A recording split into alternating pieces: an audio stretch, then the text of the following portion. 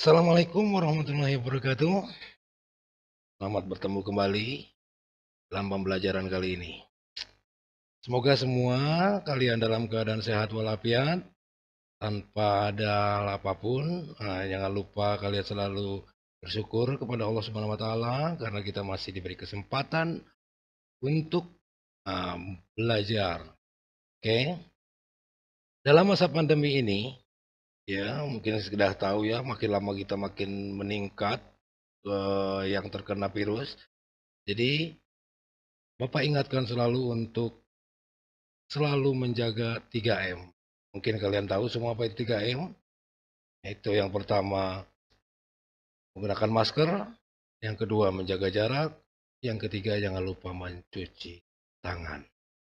Oke, dalam pembelajaran kali ini Bapak akan menjelaskan tentang cahaya, meneruskan pertemuan sebelumnya yaitu tentang eh, cermin. Untuk pembelajaran hari ini kita akan mempelajari tentang lensa. Oke, baiklah kita mulai.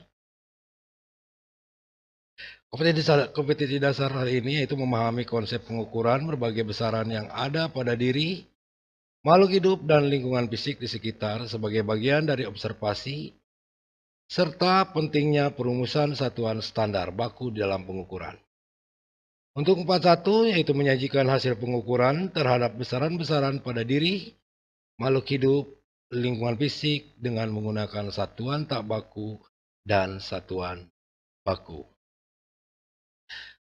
Bapak minta, ayo kita rasakan hadirnya cahaya di sekitar kita. Coba tutup mata kalian semua. Oke, setelah itu buka. Apa yang kalian rasakan? Oke, satu, mungkin kalian tidak bisa melihat, ya, karena tidak ada cahaya yang masuk.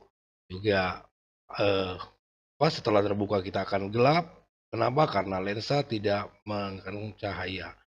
Nah, hal-hal inilah yang akan kita atau Bapak jelaskan. Bagaimana terjadinya atau bagaimana mata kita akan bisa melihat karena di dalamnya ada lensa. Oke. Tujuan pelajaran hari ini yaitu pertama, peserta didik dapat menjelaskan macam-macam lensa. Yang kedua, peserta didik dapat menjelaskan tentang terjadinya pembiasan.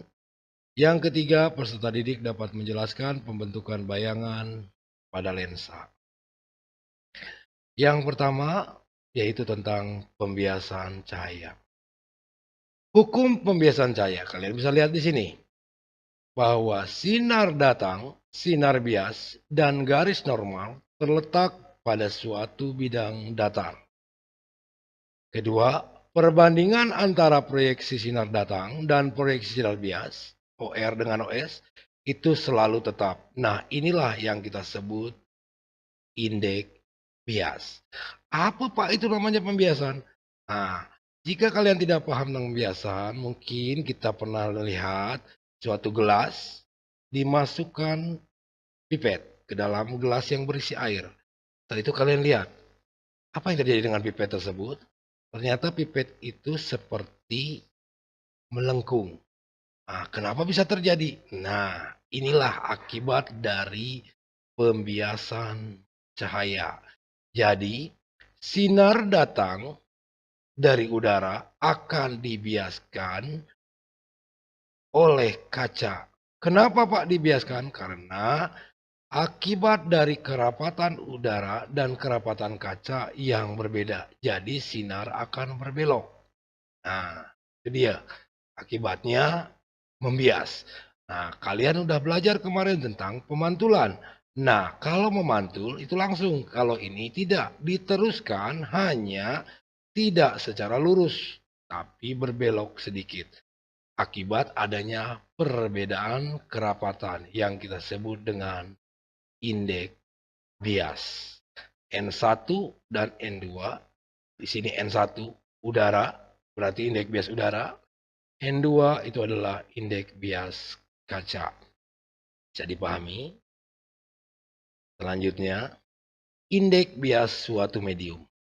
Hubungan antara cepat rambat cahaya di udara, C1, cepat rambat cahaya dalam kaca, C2, indeks bias udara, N atau N1, dan indeks bias kaca, N2, dapat dinyatakan dengan rumus N2 per N1 sama dengan C1 per C2. Karena indeks bias udara selalu tetap, yaitu nilainya 1, maka setelah diganti N11, maka mencari indeks bias kaca adalah C1, cepat rambat cahaya di udara, dibagi C2, cepat rambat cahaya di dalam kaca. Hubungan panjang gelombang cahaya di udara, lambda 1, panjang gelombang cahaya dalam kaca, lambda 2, dan indeks bias kaca dapat dinyatakan dengan rumus bahwa indeks bias kaca atau N2 itu sama dengan panjang gelombang 1 atau panjang gelombang cahaya di udara dibagi panjang gelombang cahaya di dalam kaca. Itu adalah hubungan antara indeks bias dengan panjang gelombang. Oke. Yang kedua yang perlu kita pelajari adalah pembiasan cahaya pada prisma. Oke. Ini cahaya yang datang akan dibiaskan oleh prisma. Bentuknya seperti ini. Nah, ketika cahaya datang, F, ini cahaya datang, akan dibiaskan menjadi GH. Tidak langsung ke sana, tetapi akan seperti ini bentukan dia. Nah, bagaimana bisa terjadi? Karena prisma itu memiliki sudut pembias, ya, tidak seperti cermin. Nah, dia sinar datang ini akan dibelokkan seperti ini, yang ini tanda hitam, dan keluar ke sini. Jadi hampir sama dengan sinar datangnya. Ini adalah GH, sinar bias. EF, sinar datang. N1 adalah garis normal, N2 garis normal. EF, sinar datang, GH, sinar bias. I adalah sudut datang, R sudut bias. Nah, I dan R ini sudah Bapak jelaskan pada pertemuan pertama kemarin.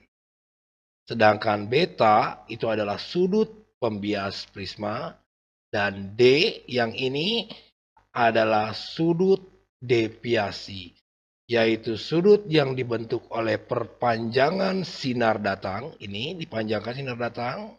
Ya, kalian udah belajar tentang perpanjangan ini pada cermin kemarin. Dan sinar bias yang keluar dari prisma. Ini sinar bias panjangan. Inilah sudut deviasinya. Oke. Selanjutnya, pemantulan sempurna pada prisma. Nah, selain pembiasan, prisma juga melakukan pemantulan. Nah, pemantulannya sangat sempurna seperti ini. Ya, A ke B langsung ke C, R, S ke T ke U. Ini yang disebut pemantulan sempurna. Nah, akibat pemantulan ini, maka muncul apa yang disebut dengan dispersi cahaya. Apa itu Pak dispersi? Dispersi ini adalah pemecahan cahaya putih menjadi cahaya-cahaya cahaya yang ada di dalam cahaya putih, yaitu yang kita sebut dengan mejikuhinibiu. Ya, pemecahan cahaya putih menjadi cahaya-cahaya yang ada di dalamnya. Ya, kenapa? Karena cahaya putih itu terdiri dari beberapa cahaya. Nah, ini cahayanya, yaitu merah, jingga, kuning, hijau, biru, ungu. Sebenarnya ada nila ya, di situ. Oke, selanjutnya yaitu tentang pembiasan cahaya pada lensa cembung. Sebelum kita masuk pembiasan cahaya pada lensa cembung, kita lihat dulu macam-macam atau bentuk lensa cembung. Lensa cembung itu ada 3, yaitu pertama, cembung-cembung seperti ini.